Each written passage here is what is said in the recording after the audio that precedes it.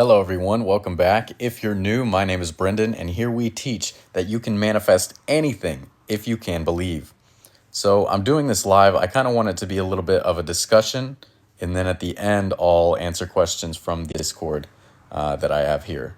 So today I want to talk about revision. Okay, so the art of revision is one of the techniques that Neville Goddard talked about often.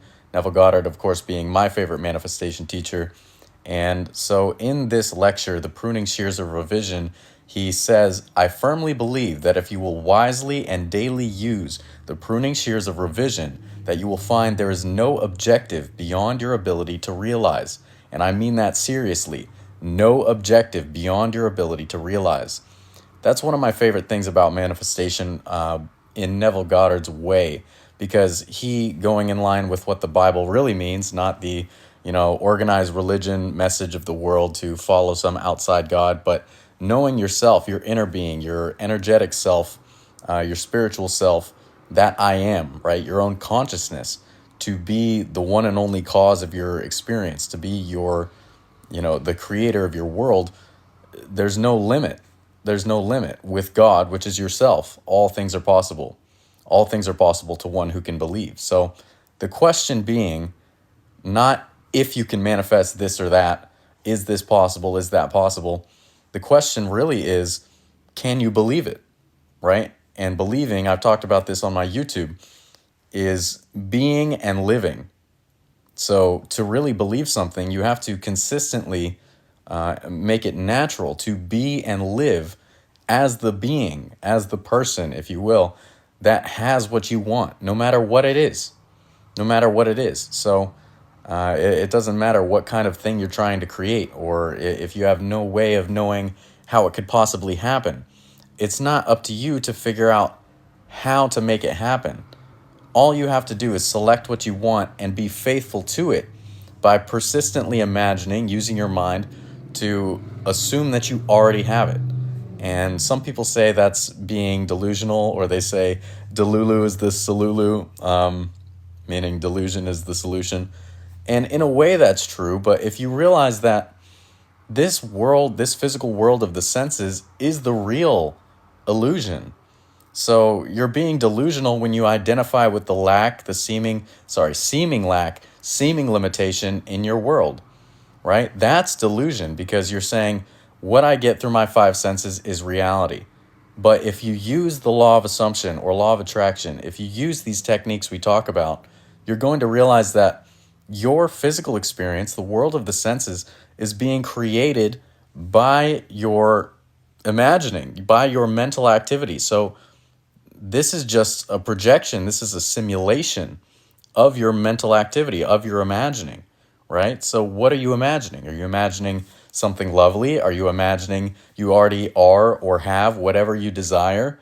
Or are you imagining identifying with the limitation that seems to be, based on your former programming, based on your former beliefs, based on your former mental patterns and imaginings? So at any time you can break free. It may not be easy if you have a long time habit of identifying with the physical world, identifying with limitation.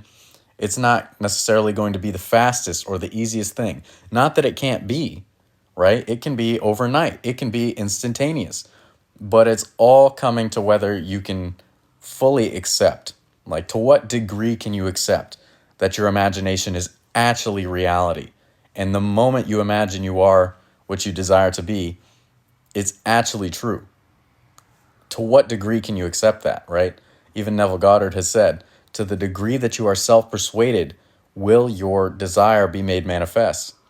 Okay, so if you're not self-persuaded, if you're imagining for 10 seconds, feeling kind of good, and then you're back to looking for signs, you're back to looking for angel numbers, or you're getting card readings, or you're getting an energy update, and you're trying and hoping and wishing that this thing would come true, then you're not being faithful.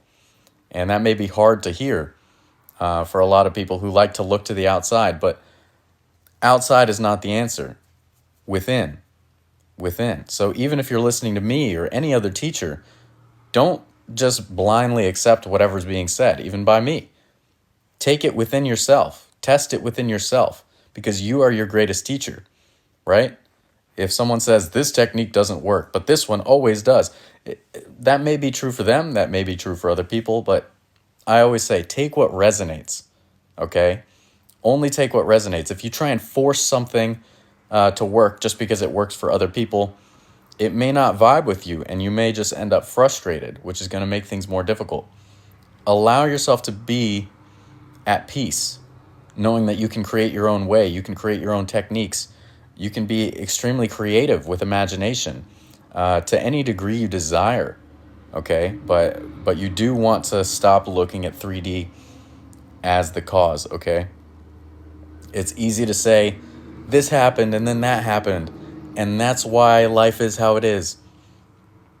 Once you start consistently manifesting, you're going to see things don't just come out of thin air. It is literally as you change your mental attitude, as you change your mental activity, or you change your imagining, right? As you fall asleep, you're imagining lovely things. You're going to find that everything that comes into your experience is a product of your mental activity or your imagining. So, all right, long intro, but I want to read more about this. Pruning Shears of Revision by Neville Goddard. He says, now this is how we do it. At the end of my day, I review the day. I don't judge it. I simply review it. I look over the entire day, all the episodes, all the events, all the conversations, all the meetings. And then, as I see it clearly in my mind's eye, visualizing, right? If you can't visualize, that's okay. Maybe you could write it out, scripting. I rewrite it. I rewrite it and make it conform to the ideal day I wish I had experienced. I take scene after scene and rewrite it, revise it, and having revised my day, then, in imagination, I relive that day, the revised day, and I do it over and over in my imagination until this seeming imagined state begins to take on to me the tones of reality. It seems that it's real, that I actually did experience it. Okay, so this is deep, all right? How often are we really imagining to the point where it feels real to us? If you're going to revise your day, or even just one instance, maybe you had an argument, maybe you didn't get the check in the mail, maybe you didn't get the job. How many of us are going to actually sit there before falling asleep and imagine that you got the job, that you got the check in the mail, that you didn't have the argument, but you had a wonderful conversation? It's one thing to sit here and try and manifest something by imagining something, but it's another thing to actually reach the point where you really feel it, where you can actually give up the old story and assume that what you're imagining is reality. And again, that comes from practice. It comes from allowing yourself to detach from the world of the senses, okay? And it comes from really, I would say, meditating. If you meditate first, right? Our attention is all over the place nowadays. We got all sorts of things going on, scrolling, TV, computers. So you want to focus your attention. You can meditate and then begin to revise your day, because otherwise it's going to be hard to... Thanks for the hat. I don't do these often, so I don't know how that works, but thank you. But you want to meditate to really, calm the mind down. I recommend the lob technique, okay? Super simple. You just watch the breath, close the eyes if it feels good. Do something if you can to not fall asleep. But you allow yourself to inhale, let's say for a count of 4, like 1, 2, 3, 4. And then you exhale for just a little bit longer or much longer, whatever's comfortable. 1, 2, 3, 4, 5, 6, for example. I have a guided technique on that in my manifestation mastery system. You can find that link in bio if you like. But it's just so powerful. It's so powerful when you take that time to meditate. You take that time to calm your mind, okay? And so you do that maybe 5-10 minutes, just inhaling for, let's say 4, exhaling for a count of 6. The numbers might change, but the reason it's called the lob technique is that stands for longer out breath. So you want to allow yourself to exhale just however much longer. It could be 1 second longer, 10 seconds longer than you inhale. I saw someone say, what have you manifested? So since we're talking about revision, let me give you a little story about something I manifested. And by no means is this medical advice. I'm not telling you to do exactly what I did, but I'm telling you, as someone who's a conscious creator, this is what I chose to do given my circumstance. I love to go to the gym. Okay, I like to lift heavy weights, and that includes heavy squats. Okay, and I don't quarter squat either. I go ATG. Okay, I go all the way down and all the way up. So in this situation, what I wanted to do is, safely finish my squat. But what happened in physical reality is I kind of didn't have perfect tension in my body. I compensated with back muscles that shouldn't have been engaged in that way. And I ended up pulling something, okay? And over time, it turned into like extreme pain. Like at first, I thought, okay, I'll just do some calves now. I'll put the weights away and I'll be okay. But it didn't really work out very well. So I went home, and through the pain, through this excruciating pain, I began to revise the event. I began to imagine that I completed the squat, healthy, perfect, exactly as I desired. Going through the day, it seemed to get a little bit more painful, more hard to deal with, but I didn't want to take any pain meds. I didn't want to do anything like that. So I was going to sleep, and I fell asleep imagining the squat. I finished the squat. Perfectly healthy. Not like it actually happened in physical reality, but I finished the squat, no pain, no problem. I didn't compensate. I had perfect form. And I woke up the next day 90% better. If I wasn't in such pain, if I could have imagined maybe more easily, I think I would have been 100% better. But it just goes to show, like, this is not something, from the way it felt, this is not something that should have been healed that quickly. But that's the art of revision. I didn't want to sit here and accept that I hurt myself and that I would be out of the gym for weeks or days or however long. Not at all. I wanted to be healed. I wanted to go back to the gym. So, of course, that's what I imagined. Now, just to be safe, I did take a couple days off, but I woke up 90% better, and that's thanks to revising the scene. I felt the weight on my back, in my mind's eye, in my visualization. I made it real, the smell of the weights and the metal in the gym, hearing the terrible gym music just outside my headphones, all of these things you can to make it as real as possible. But that's one thing I've used revision for. Pardon me. Okay, so going on with what Neville said. Sorry, I went off on a tangent there with that story.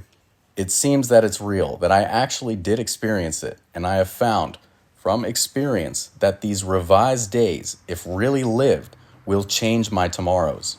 When I meet people tomorrow that today disappointed me, they will not tomorrow. For in me I have changed the very nature of that being, and having changed him, he bears witness tomorrow of the change that took place within me. It is my duty to take this garden, that's the garden of the mind, and really make it a garden by daily using the pruning shears of revision. So the point with the metaphor of the garden is that if your mind is a garden, you're planting seeds all the time, okay? And these seeds that you plant can even involve other people's behavior, as he said. If someone disappointed you today, you can revise the experience, and tomorrow, if you really believe it, if you really feel you lived the revised day, tomorrow they will not disappoint you. So you have that power because we're all one. Everyone is you pushed out. There's only one God, one mind imagining. It just appears to be different people, different circumstances. But what you want to do with this garden is you want to plant the ideal seeds and use the pruning shears of revision. Use the revision practice to cut out anything that is out of alignment with what you desire. Do you have thoughts, feelings, beliefs that go directly against what you want? Do you want to be wealthy and abundant, but you have these beliefs that people that are wealthy are dishonest, or they have bad businesses, or it means you're taking away from someone? Those aren't in alignment. You have to prune that out. You can revise it. You can change your beliefs and change your world. Because as long as you're in conflict within yourself, it can't happen. Do you want to be healthy and lose weight?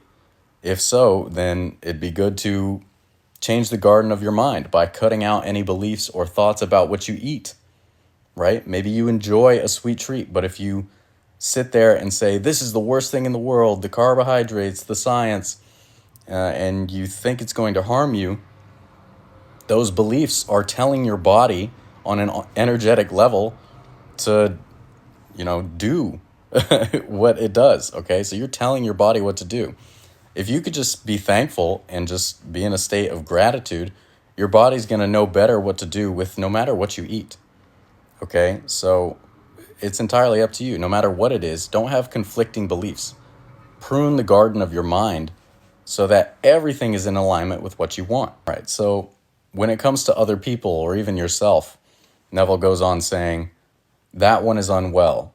You prune that branch, right? You do it by revising. You don't accept one thing in the world as final unless it conforms to the ideal you want to realize in the world. But you do it daily.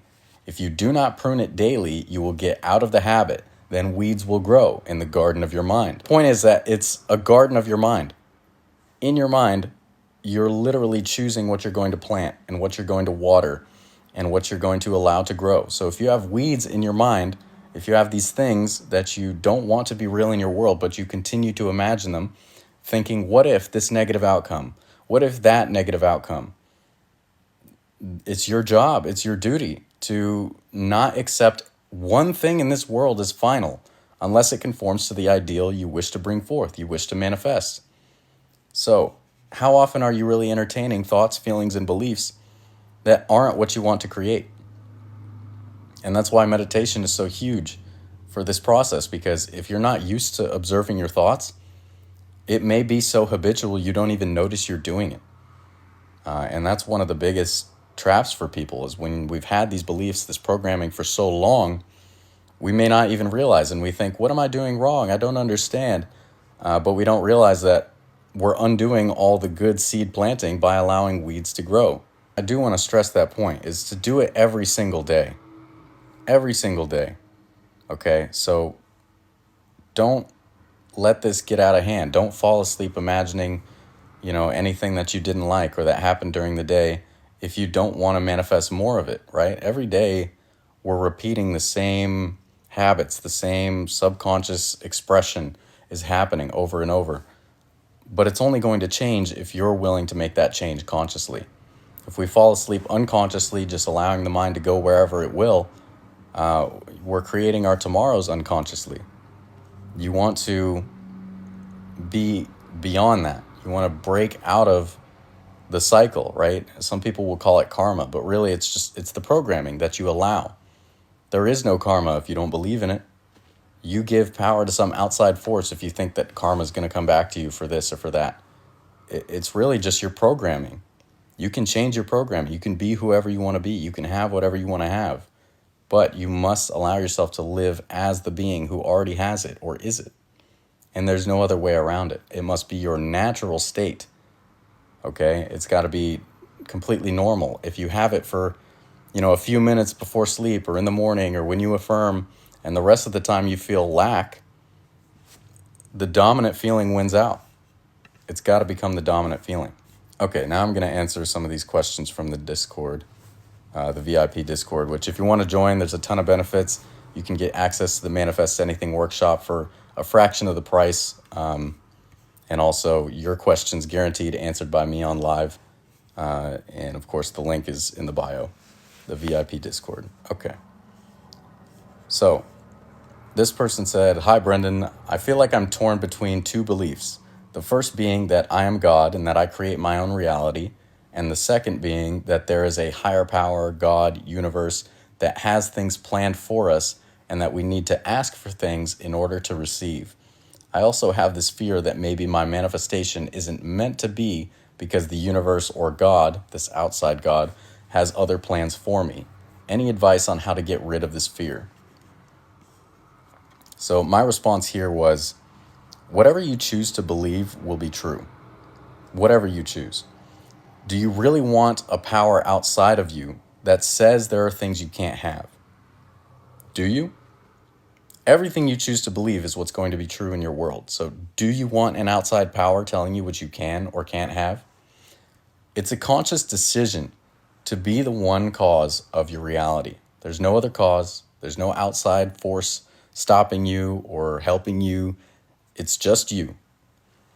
That means you honor your desire for something, that feeling of desire for whatever it is you want, as a message from your inner being, which is the one true God, the one true creator of your experience, that it is meant for you. To get rid of this fear that there's an outside force, you can meditate and ask self where your belief in an outer force comes from. You can start recognizing that these thoughts and fears are just ways that the mind tries to slow you down to keep you safe where you always have been. We're comfortable in the idea that there's an outside God or there's something that's stopping us, because then we don't have to change. Then we don't have to be anything more than we currently are. Then we're safe. But then you're just going to be stuck in desire.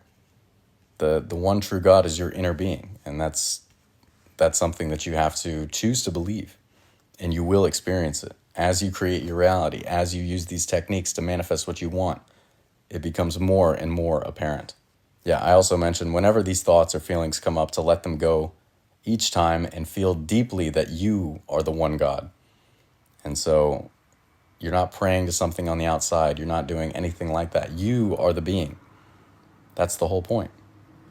They said they think it's because of the fact that they were raised Christian and found comfort in thinking that God is looking after them and that if you pray, you'll get what you desire. So then I said, you can use that feeling of comfort by now knowing that your inner being, which is one with God, is looking over you, and by knowing that you can always have your prayers answered and desires fulfilled from within.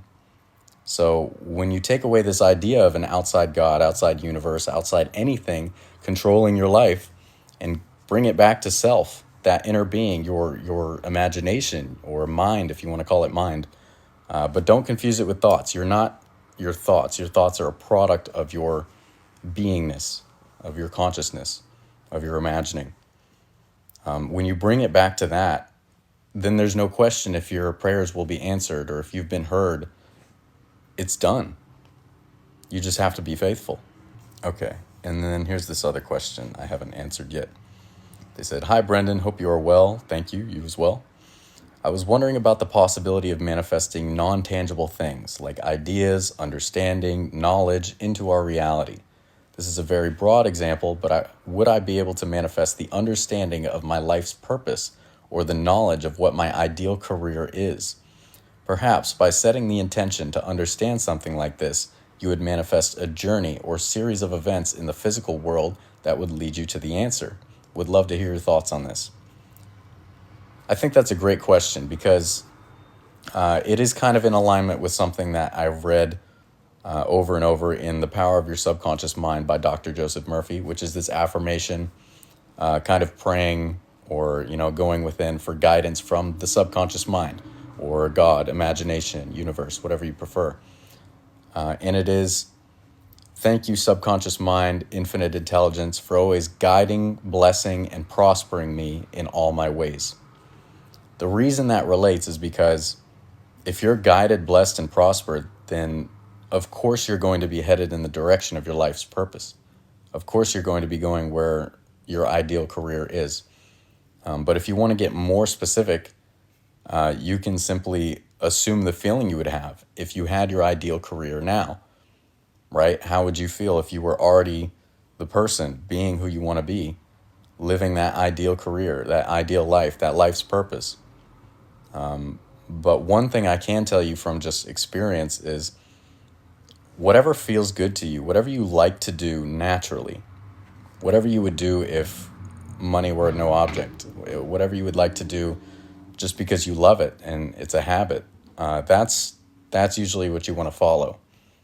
A lot of people have mixed feelings about Bashar, but it's very parallel with what they say. It's like, are you following your highest joy with no attachment to a specific outcome? I would say you can be okay with a specific outcome,